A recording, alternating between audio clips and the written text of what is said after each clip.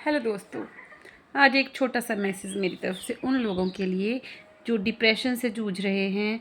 ये छोटी छोटी बात उनको दिल पे लग जाती है, परेशान हो जाते हैं।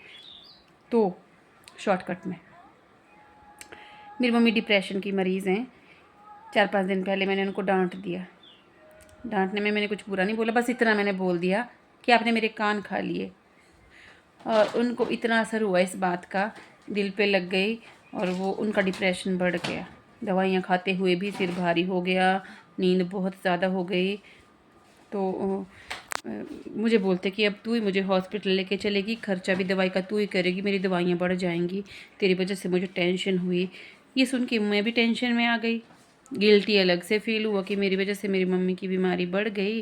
मुझे संभल के बात करनी चाहिए जब पता है मरीज डिप्रेशन के हैं। चलो कोई बात नहीं, 2 दिन 3 दिन देखा हमने। उन्होंने बोला नहीं मुझे ले चलो, मुझे ले चलो। बाद में एंग्जाइटी स्टार्ट हो जाएगी, घबराहट होना शुरू हो जाएगी, बीमारी बढ़ गई। तो मैं ले गई डॉक्टर के पास। डॉक्टर को मैंने बताया कि मैंने इनको ऐसे बोला, डांटा और ऐसा हुआ। डॉक्टर ने बोला कि यही दवाई कंटिन्यू करो, फ़र्क पड़ जाएगा। अब अस्पताल से बाहर निकले, हम दोनों आपस में बात कर रहे थे। 2-3 लोग और बैठे थे, पेशेंट ही लेडीज़ बैठी थी। उन्होंने बात करते हुए सुना, बोलते बीमारियां नहीं ख़त्म होती, दवाइयाँ नहीं छूटती कभी।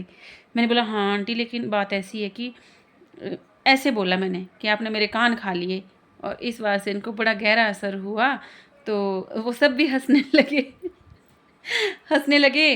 और मैंने अपनी माँ को बस एक ही बात समझाई, वही आप सब ने भी समझनी है, चाहे आप डिप्रेशन में हो चाहे नहीं हो। कलयुग का ज़माना है भाई, थोड़ा सा खुद से प्यार कर लो, बाकी को जाने दो भाड़ में। मैंने अपनी मम्मी को एक ही बात बोली, पहली बात, मैं आपकी बेटी हूँ, ठीक है, जो मेरे फ़र्ज़ है मैं करती हूँ, मैं करूँगी। जीभ पे कंट्रोल नहीं होता, कई बार बच्चे हैं ना समझे में भी कुछ भी बोल देते हैं। लेकिन चलो आपको दिक्कत है, आपको छोटी छोटी बातें लग जाती हैं ना। अपने मन को ये समझाओ, भाड़ में जाए, बदतमीज़ी की भाड़ में जाए। अपने मन को समझाओ कि कोई बात नहीं है, ऐसे ही होती है दुनिया, औलाद कब किसकी हुई। अपने मन को समझाओ। ये बात डॉक्टर ने लास्ट टाइम भी, लास्ट ईयर भी बोली थी, तभी कुछ ऐसा ही हुआ था। और मैं तो सीधा बताती हूँ जाके कि भाई मैंने ऐसे बोला और इनको ऐसा हो गया।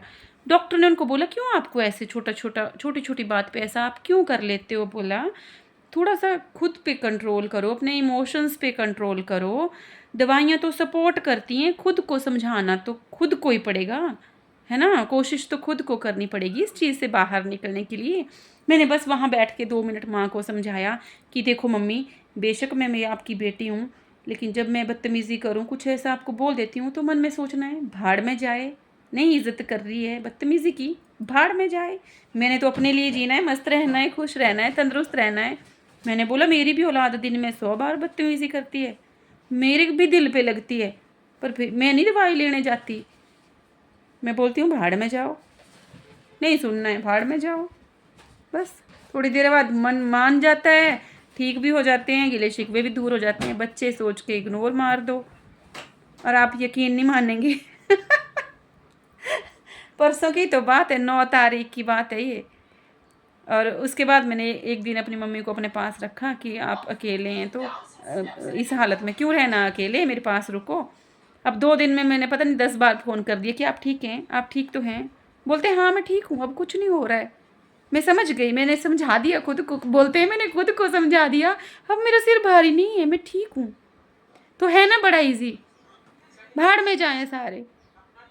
भाई अपनी भी तो जिंदगी है, हम अपने अपने लिए नहीं जी सकते, अपने लिए खुश नहीं रह सकते, भाड़ में जाएं सारे, है ना।